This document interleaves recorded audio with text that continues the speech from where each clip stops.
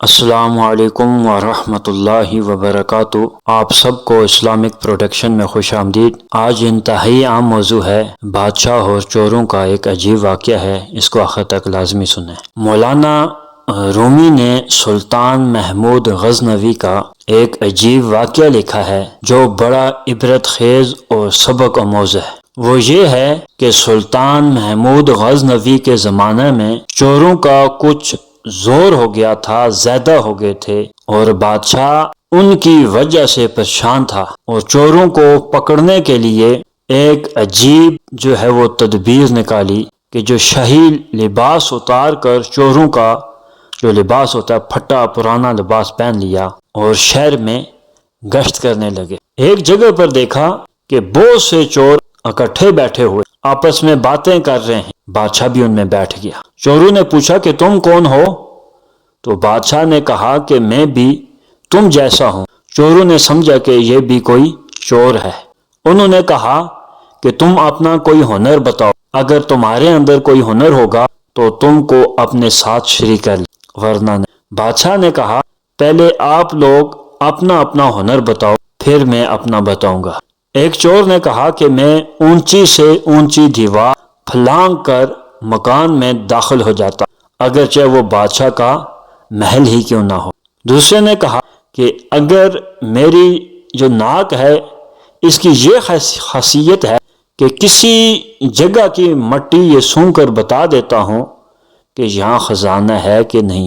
تیسرے چور نے کہا کہ میرے بازوں میں اتنی طاقت ہے کہ میں گھر میں گھسنے کے لیے اس میں سوراخ کر سکتا ہوں، دروازہ توڑ سکتا ہوں۔ چوتھے چور نے کہا کہ میں ماہر حساب ہوں، مجھے حساب ایسے آتا ہے کہ جتنا بڑا خزانہ ہی کیوں نہ ہو چند لمحوں میں حساب لگا کر تقسیم کر دیتا ہوں۔ پانچویں چور نے کہا کہ میرے کانوں میں ایسی خاصیت ہے کہ میں کتے کی آواز سن کر بتا دیتا ہوں کہ کتا کیا کہہ رہا ہے۔ تو چھٹے چور نے کہا کہ میری آنکھ میں یہ خاصیت ہے کہ جس چیز کو رات میں دیکھ لیتا ہوں وہ دن میں اس کو پہچان لیتا ہوں۔ اب بادشاہ نے کہا کہ میری داڑھی میں یہ خاصیت ہے کہ جب مجرموں کو پھانسی کے لیے جلاد کے حوالے کیا جاتا ہے اس وقت اگر میری داڑھی ہل جاتی ہے تو مجرموں کو جو ہے پھانسی کے پھندے سے وہ بچ جاتے ہیں، ان کو زندگی مل جاتی ہے۔ کیونکہ وہ بادشاہ تھا اس لیے اس نے ایک خاص لطیف انداز سے اپنا ہنر اور کمال بیان۔ سارے چور یہ بات سن کر خوش ہو گئے اور کہنے لگے کہ آپ تو چوروں کے کتب ہیں، جب ہم کسی مصیبت میں پھنس جائیں تو آپ ہی کے ذریعے ہم کو خلاصی مل سکتی ہے، آپ کے ذریعے ہی ہم آزاد ہو سکتے ہیں۔ پھر سب نے مشورہ کیا اور یہ طے کیا کہ آج بادشاہ کے ہاں چوری کی جائے، اس لیے کہ آج مصیبت سے چھڑانے کے لیے داڑھی والا بھی، لہذا سب کے سب بادشاہ کے محل کی طرف چل پڑے۔ راستے میں کتا بھونکا تو کتے کی آواز پہچاننے والے نے کہا کہ کتا کہہ رہا ہے کہ بادشاہ تمہارے ساتھ ہے، لیکن چور پھر بھی چوری کے ارادے سے باز نہ آئے اور بادشاہ کے ہاں چوری کر ڈالی اور خزانہ لوٹ لیا اور جنگل کی طرف آئے اور وہاں بیٹھ کر ماہر صاحب نے حساب لگا کر چند منٹوں میں سب کو تقسیم کر دیا جو بھی مال تھا ان کے پاس۔ بادشاہ نے کہا سب لوگ اپنا اپنا پتہ لکھوا دو تاکہ آئندہ چوری کرنا ہو تو ہم سب لوگ آسانی سے جمع ہو سکیں۔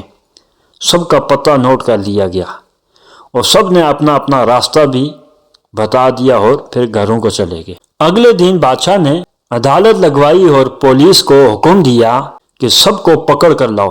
جب سب چور ہتھ کڑیاں لگے ہوئے بادشاہ کے سامنے پیش ہوئے تو بادشاہ نے سب کو پھانسی کا حکم دیا اور کہا کہ اس مقدمے میں کسی گواہ کی کوئی ضرورت نہیں ہے، میں ہوں، میں نے خود ان کے ساتھ تھا، میں نے ان کو۔ یہاں تک کہ بات ضمن میں یہاں پر ایک بہت ہی اہم نقطہ بیان کرتا ہوں کہ قیامت کے دن اسی طرح اللہ تعالیٰ کو کسی گواہ کی ضرورت نہیں ہوگی، اس لیے کہ وَهُوَ مَعَكُمْ أَيْنَمَا كُنْتُمْ، تم جہاں بھی ہو وہ تمہارے ساتھ ہے۔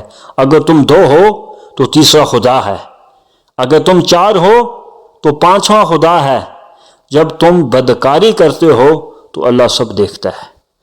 اللہ کو کسی گواہ کی ضرورت نہیں۔ اس کے باوجود قیامت کے دن بندوں پر تمام حجت کرنے کے لیے ہاتھوں اور پیروں کی جو ہے اور فرشتوں کی اور صحیفہ اعمال کی گواہی ہوگی۔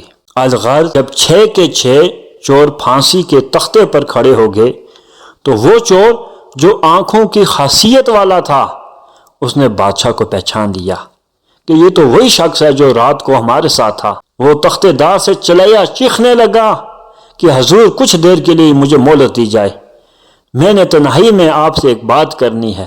بادشاہ نے کہا ٹھیک ہے، تھوڑی دیر کے لیے جو موقع دیتا ہوں آ جاؤ۔ جب اس کو بادشاہ کے پاس لیا گیا اس نے حاضر ہو کر عرض کیا کہ ہر ایک کی خاصیت جو ہے اس نے بتائی تھی، میں نے بھی اپنی خاصیت بتائی تھی، ہمارے ہنر پر ہمیں کو ناز تھا، ٹھیک ہے، لیکن ہماری بدبختی نے ہمیں آج یہاں پر تختے پار پر لے آیا۔ میری خاصیت آنکھوں کی یہ تھی کہ میں بندے کو پہچانتا ہوں، تو میں نے آپ کو پہچان لیا ہے، آپ رات والے ہیں، آپ ہی بادشاہ ہیں۔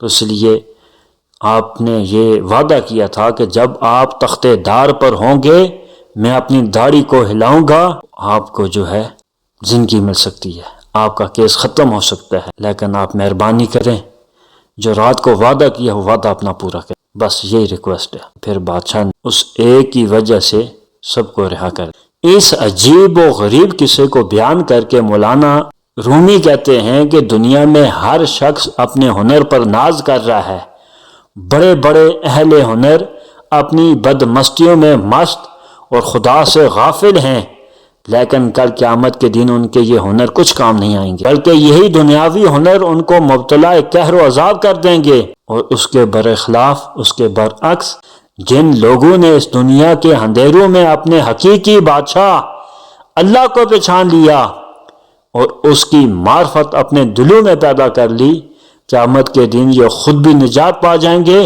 اور ان کی سفارش کی وجہ سے کہیں گناہگار کی بھی بخشش ہو جائے گی۔ یاد رکھو کہ جس نے دنیا کے اندھیروں میں اللہ کو پہچاننے کا ہنر سیکھ لیا تو پھر دوسرے ہنر سیکھنا جو حیثیت نہیں رکھتے، کیونکہ پھر کوئی بھی ہنر آپ کو اللہ سے غافل نہیں کر سکتا۔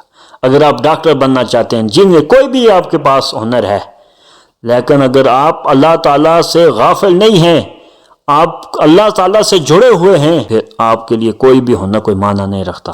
مین ہنر ہے اللہ کی معرفت، اللہ کو پہچاننا۔ اس حکایت سے معلوم ہوا کہ چشم سلطان شناس ہی کام آئی، یعنی اس نے بادشاہ کو پہچاننے والی آنکھ ہی کام آئی کہ اس کی وجہ سے سارے جو ہے تختے دار سے ان کو لوٹ گئے، ان کو جو ہے بخشش دی گئی، ان کو پھانسی نہیں۔ اسی لیے اللہ تعالیٰ کو پہچاننے والی آنکھ بناؤ، اللہ کی معرفت حاصل کرو، تاکہ کل قیامت کے دن بھی تمہاری آنکھ یہ گواہی دے، اللہ دنیا میں نے تجھے پہچانا تھا، دنیا میں تیری معرفت کی تھی، جو حکم تو نے دیا تھا، تیرے رسول نے دیا تھا، میں تو اسی حکم پہ چلتا رہا۔